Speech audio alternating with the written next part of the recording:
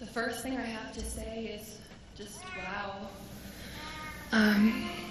All the beautiful people, everyone here to love Cody and his family. Velma, Layla, Maya, could you please take a second just to look around and see all the people that are here?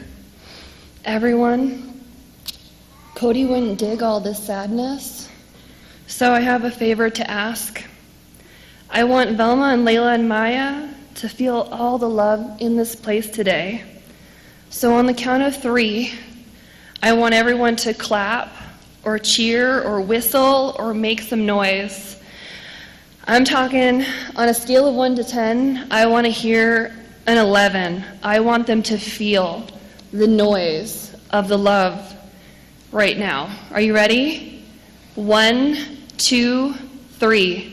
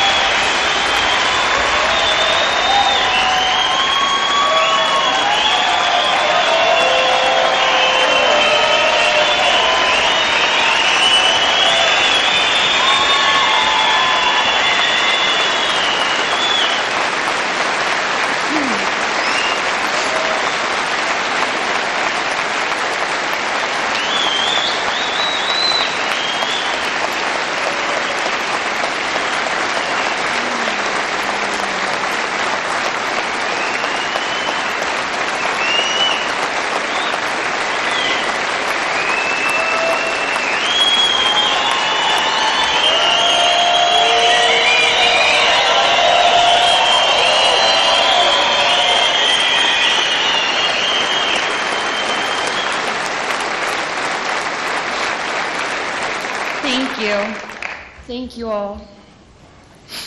Now, trying to explain what Cody was like is very challenging. I want to be honest with you. I could talk about him for hours, and I'd never squeeze in all the wonderful details that made him so special. In addition, I don't think he would have been wild about all this attention and people talking about him. He hated even the slightest exaggeration or inaccurate detail. So, Cody, I will try my best. Cody was a lot of things to a lot of people. He was a husband, father, son, brother, uncle, friend, trooper, neighbor, just to name a few.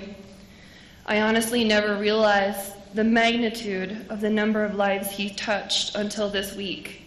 I mean, I always thought he was a cool dude, but I didn't know everyone else knew that too. He was first and foremost a family man. One of our family friends called him an all-in dad, and I think that is exactly right. He has 2 beautiful daughters, Layla and Maya. He loved every part of being a dad.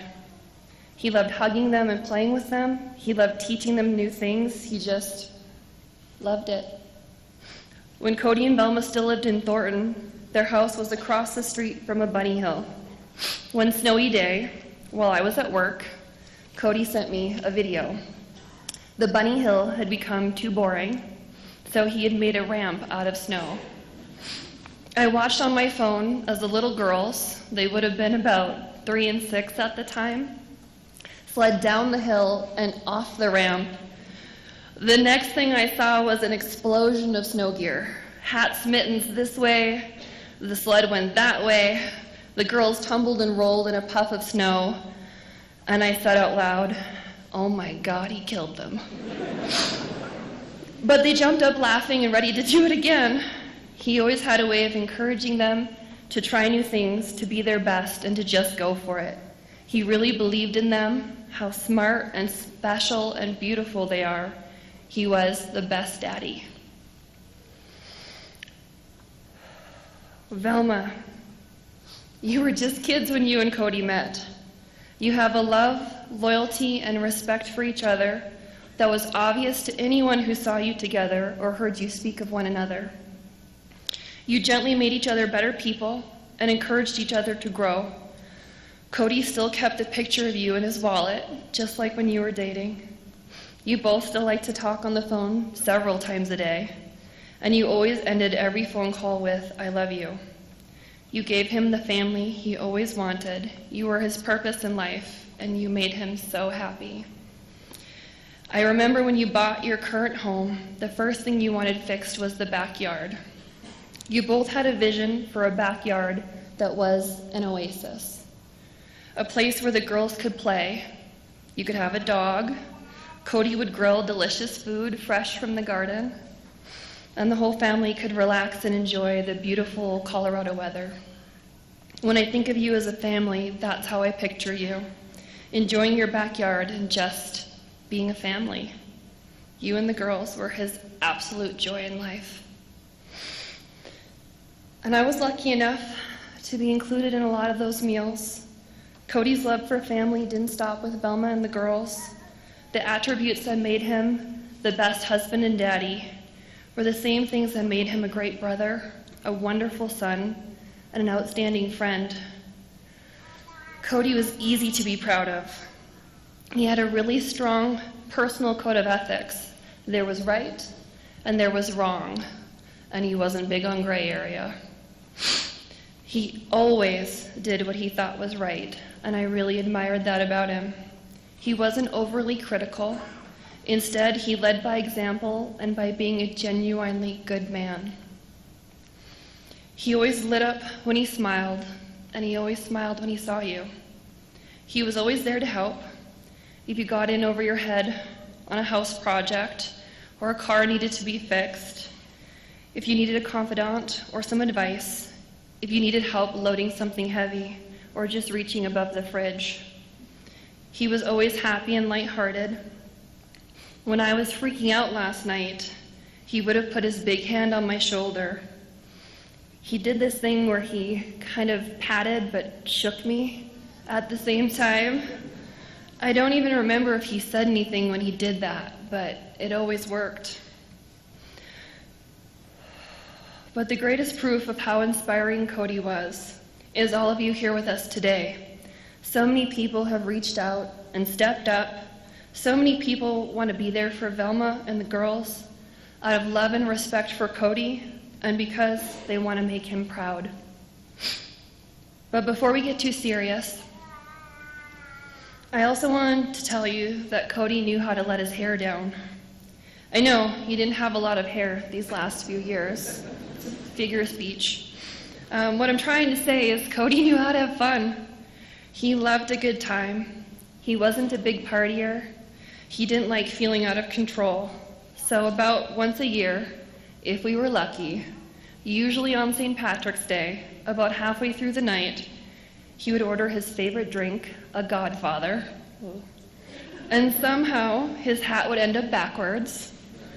And this is how you could tell that Cody had what Velma called a buzzy. And Cody with a buzzy was an absolute blast. He loved to talk to everyone. He'd be making new friends, playing shuffleboard, and of course, talking some smack. I remember Cody and Velma's wedding. He was the one who started the conga line. He loved dancing, and he loved life. Meow, the last thing I want to talk about is Cody being a Colorado State Trooper. I'm sure you can see how Cody's attributes served him well as a trooper. His strong morals, hard work ethic, and belief in being fair made him the kind of guy you don't mind being pulled over by. Cody really believed that when he pulled over a speeding car or stopped a drunk driver, he was protecting that person and the rest of us.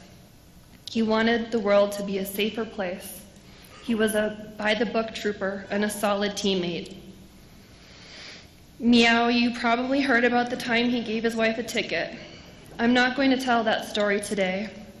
Instead, what I want you to remember most was that he protected and took care of his family above all else.